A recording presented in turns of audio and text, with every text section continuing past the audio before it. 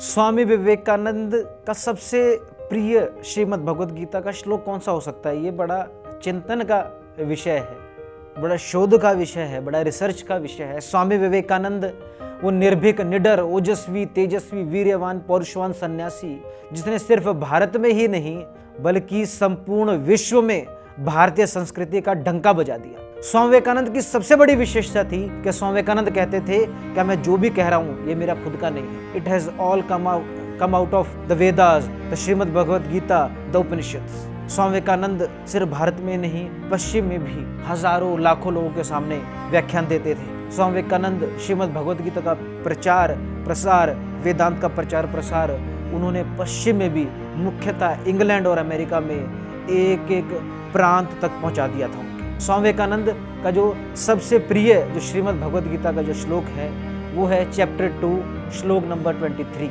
स्वामी विवेकानंद श्रीमद् भगवद गीता के कोट को बोलते हैं, नैनम छिन्दन्ति शस्त्राणि नैनम दहति पावक न चैनम क्लद्यन्ते आपो न शोष्यति मारुत। क्या इस आत्मा को कोई शस्त्र नहीं काट सकता, इसको कोई आग नहीं जला सकती, इसको कोई जल नहीं गला सकता, इसको कोई वायु सुखा नहीं सकती। स्वामी विवेकानंद राष्ट्र के युवाओं को कहते थे, उठो जागो, बी फियरलेस, अभय बनो, अजर अमर बनो, डरो मत किसी से, कभी मत डरो।